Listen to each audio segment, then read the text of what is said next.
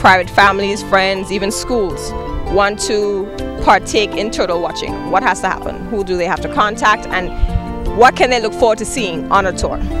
Okay, in case some local community or organization interested in coming and have a look at this dynamic species, my advice to them is to contact maybe Ocean Spirit or so that we can actually link with them a tour guide who will actually take them on the journey, you know, and explain everything for them and so on. Do you have a website that they could find that information on or so? Well, as Nick was saying earlier, Ocean Spirit definitely do not run tours, you know. So we advise to people is just there's a lot of local guys out there who actually train to do turtle watching. So there's different numbers for them, and there's actually tour operators who is actually linked to doing tours.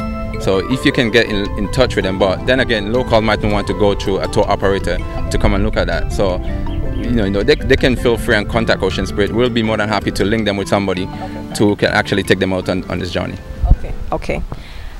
What are some of the, I want to just come back to, again, issues and problems and the threats to the lives of the turtles on our beaches here. You mentioned egg poaching. What about sand mining? How does that play a role, and what else poses a problem? Sand mining has definitely been an issue from a historical perspective. Now that I understand the practices have been stopped and we're importing sand. But if you look at the beaches at Telescope and those big beaches on the East Coast that have traditionally been the sand mining beaches, anecdotal evidence and some historical evidence would suggest those beaches had very similar characteristics to Levera. They were open to the Atlantic, so very open beaches, very dynamic beaches, a lot of back vegetation on the back of the beach, so in natural settings very dark at night.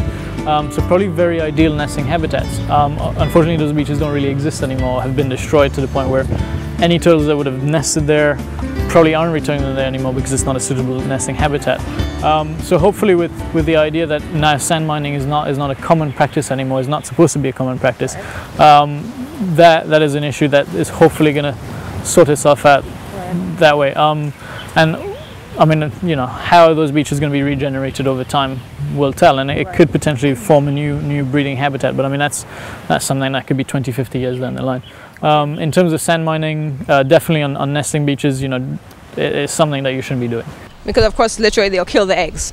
Yeah, I mean the turtles need that habitat. Again, you can't take the turtles away from the habitat and vice versa. They work together. Okay, is there anything else that affects or threatens the eggs? There's a number of issues. One is, for example, this has been occurring a little bit on Levera recently. People have been coming up and driving on the beach during the daytime. Driving on the beach seems like a very innocent activity. You know, people they want to get closer to someone, they won't necessarily walk a certain distance, or they're carrying things down. So it seems like a very innocent thing. But if you have an average vehicle that's weighing about a ton, it will actually compact the sand to the point where it could crush the eggs or any emerging hatchlings.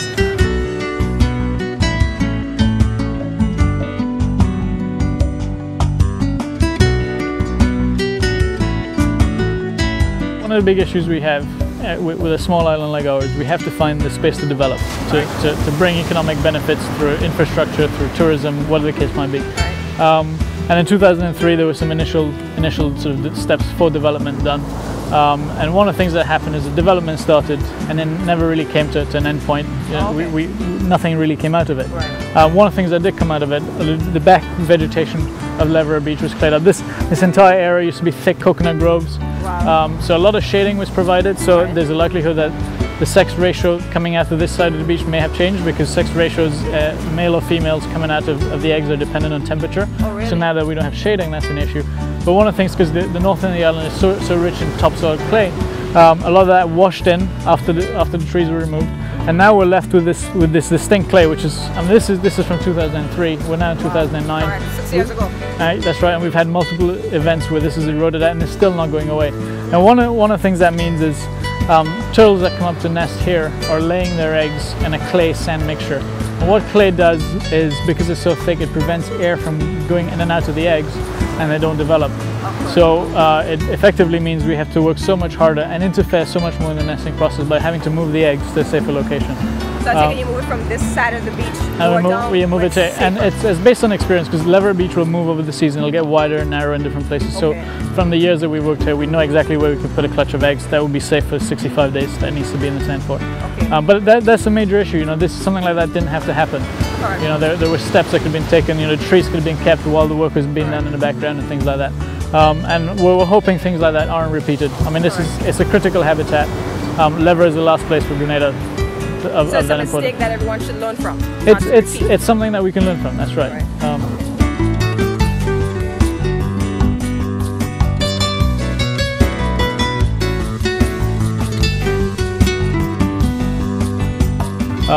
Other issues, I think we were talking to a little bit about turtle watching, and I think I don't want to miss the point that turtle watching has to be done responsibly.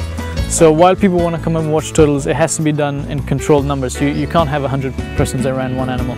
The use of flash photography, bright white lights. I mean, our research teams go through, you know, quite a lot of pain to wear head torches that are filtered red.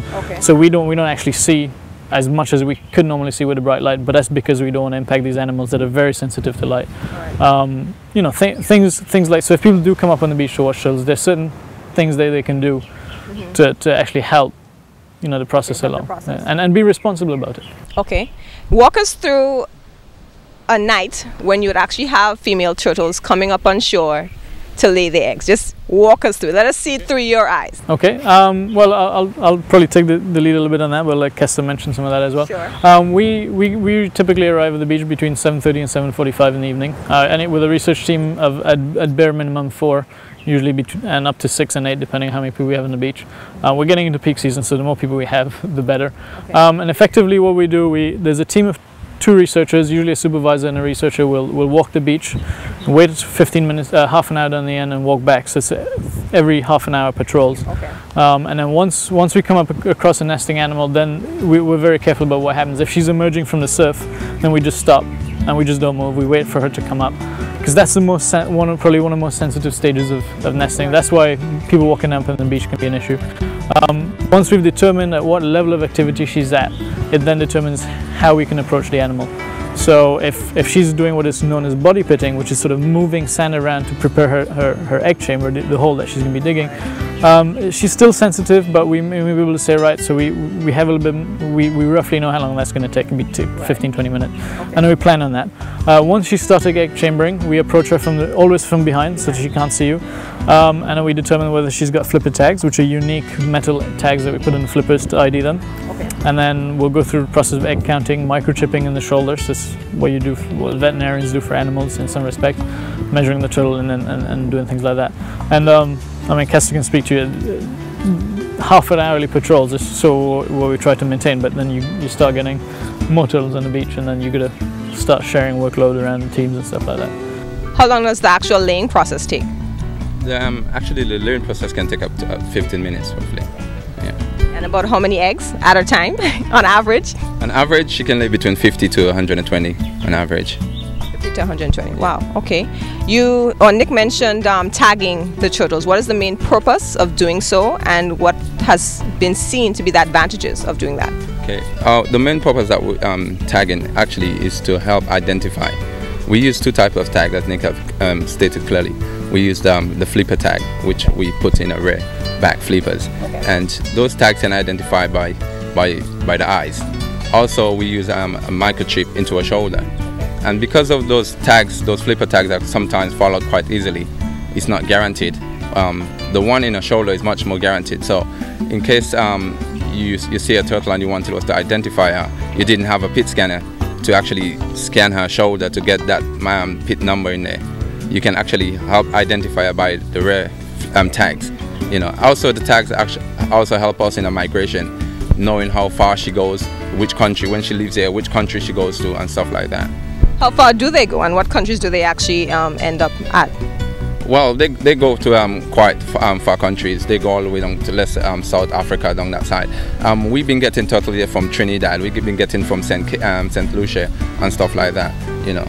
And again, you'll identify them by the particular tags? Yeah. Okay, okay. Nick, tell us some more about what exactly persons can expect to see and experience if they have the opportunity to come on a turtle watching tour. I think one of the things they can expect is if they go through the proper channels and get a guide. I think Kester was mentioning earlier, we had